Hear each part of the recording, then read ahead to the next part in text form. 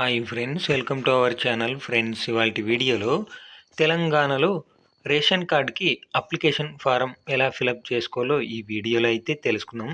Friends, మీరు ఎవరైనా ఎక్కడ స్కిప్ చేయకుండా చివరి వరకు చూడండి. అప్పుడైతే నేను చెప్పేది మీకు అర్థమవుతుంది.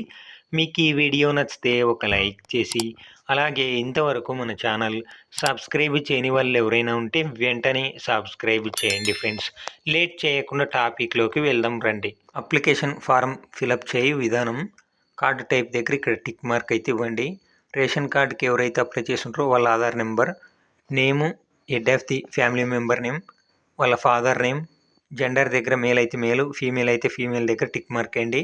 ఇక్కడ ఏజు, ఇక్కడ రిలీజన్, ఇక్కడ క్యాస్ట్ ఏదైతే ఆ క్యాస్ట్‌ని అయితే టిక్ మార్క్ వేసుకోండి. ఇక్కడ గ్యాస్ ఉంటే ఎస్ అని టిక్ మార్క్ వేయండి, లేకపోతే లేదని టిక్ మార్క్ అయితే వేసుకోండి. ఇక్కడ గ్యాస్ వచ్చేసి డబుల్ సిలిండర్ అయితే డబుల్ సిలిండర్ మీద టిక్ మార్క్ వేయండి.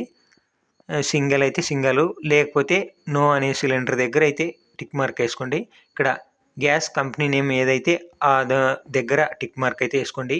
గ్యాస్ ఏజెన్సీ నేమ్, ఆ నేమ్ అయితే ఇక్కడ ఎంటర్ చేయండి. ఇక్కడ కన్జ్యూమర్ నెంబర్ అంటే గ్యాస్ యొక్క నెంబర్ ఉంటుంది. ఆ బుక్ పైన ఆ నెంబర్ అయితే ఇక్కడ రాయండి. ఇక్కడ మీ ఇంటి డోర్ నెంబర్, ఇక్కడ ల్యాండ్ మార్కు, ఇక్కడ మీ డిస్టిక్ నేము, మండలం నేము, విలేజ్ అయితే విలేజ్ నేము, లేదైతే సిటీ అయితే వార్డు నెంబర్, ఇక్కడ పిన్ కోడ్, ఇక్కడ రేషన్ కార్డ్ షాప్ నెంబర్. ఇక్కడైతే ఏం ఇవ్వనవసరం అయితే లేదు. మీ ఫ్యామిలీ మెంబర్స్లో ఉండే వారి ఆధార్ నెంబర్స్ ఇక్కడ ఎంటర్ చేయండి. Age, gender, informant name, informant relation, మీ మొబైల్ నెంబర్, మీ ఆధార్ ప్రూఫ్ అడ్రస్, మీ అడ్రస్సు, ఇక్కడ డెలివరీ టైపు ఏదైతే దానిపైన టిక్ మార్క్ ఇవ్వండి.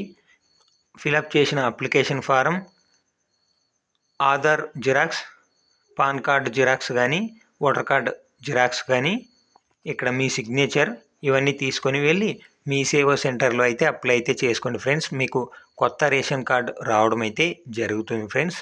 Thank you for watching my video.